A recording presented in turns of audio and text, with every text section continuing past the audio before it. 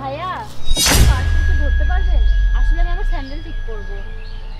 চোর চোর, কেউ কি আছেন? আমাকে সাহায্য করুন, এই লোকটা আমার পার্স নিয়ে পালিয়ে যাচ্ছে, কেউ আছেন?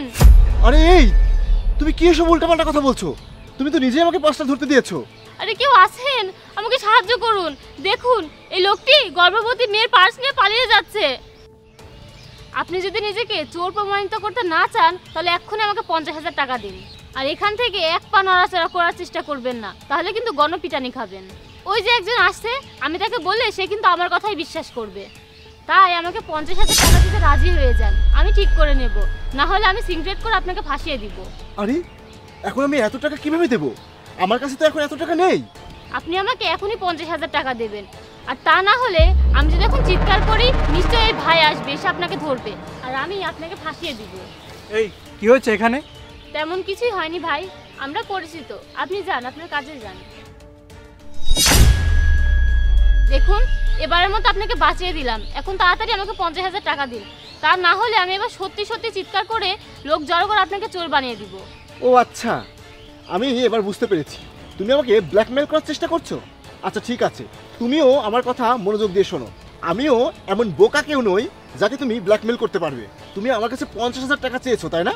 কিন্তু আমি তোমাকে কিছুই দেব না। ঠিক আছে, এখন দেখুন আমি আরো জোরে চিৎকার করছি, মানুষ এসে এখানে ভিড় করবে, তারপর দেখুন আপনার কি হয়। চোর চোর চোর! আরে আপনার ভাগ্য খুব খারাপ হয়ে গেছে, জনগণ আপনাকে ধরে মারবে, তারপর আপনাকে জেলে পাঠাবে, তারপর আপনি সরাসরি জেলে যাবেন। ওই দেখেন একজন মানুষ আসছে, আপনার হাতে এখনো সময় আছে, তাই চুপচাপ আমার হাতে টাকা দেন আর এখান থেকে চলে যান। তুমি যা খুশি তাই করতে পারো, আমি তোমাকে কিছুই দেব না, আমার যা হওয়ার হোক। ঠিক আছে, এখন দেখুন কি হয়। ও ভাই, তাড়াতাড়ি এখানে এসে দেখুন, আমাকে সাহায্য করুন, তাড়াতাড়ি আসুন, আমাকে সাহায্য করুন। এই কি হচ্ছে এখানে? ভাই দেখুন, আমি একটা প্রেগন্যান্ট মেয়ে, এই সুযোগে এই লোকটা আমার পার্স চুরি করে পালিয়ে যাচ্ছে, আমি তাকে হাতে নাতে ধরে ফেলেছি। এই আপনি ওনার হাত ছাড়ুন, তারপরে কথা বলুন। হ্যাঁ ভাইয়া, আপনি ওকে নিজেই ধরুন আর ওকে মেরে পুলিশের কাছে ধরিয়ে দিন। এমন একজন চোরকে শাস্তি দিন, জানি না এরা কোথা থেকে এসে আমাদের মতো অসহায় মানুষদের অসহায়তার সুযোগ নেয়। চুপ করুন আপনি। ওনার সাথে এভাবে কথা বলার সাহস কি করে হলো আপনার? আপনি কি জানেন তিনি কে আর আপনি কার বিরুদ্ধে এমন অভিযোগ করছেন? আরে কে সে? সে একজন চোর, সে আমার পার্স চুরি করে পালিয়ে যাচ্ছিল। সে এই শহরের নতুন পুলিশ কমিশনার। কি? Police commissioner? হ্যাঁ, আমি তোমার মতো ঠকবাজ নই, যারা মানুষের নির্দোষতার সুযোগ নিয়ে যাদের টাকা হাতিয়ে নেওয়ার চেষ্টা করে। আর তুমি কি বলছিলে আমার ভাগ্য খারাপ? আরে আমার ভাগ্য খারাপ নয়, এখন তোমার ভাগ্য খারাপ হয়ে গেছে। তুমি আজ নিজেই তোমার নিজের পাতা ভাতে আটকে গেছো। তুমি আমার সাথে ধাঁধাবাজি করতে এসে নিজে ধরা পড়ে গেছো। তোমার লজ্জা করে না মেয়ে হয়ে এমন নোংরা কাজ করতে?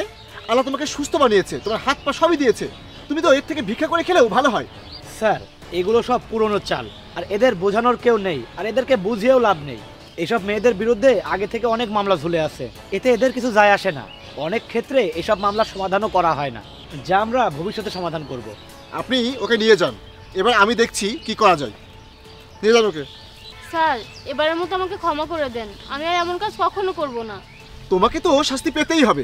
এই ওকে নিয়ে যান, ওকে বুঝতে হবে প্রতারণা আর অসততার ইনকাম দিয়ে কেউ সুখী হতে পারে না। নিয়ে যান। এই চলুন।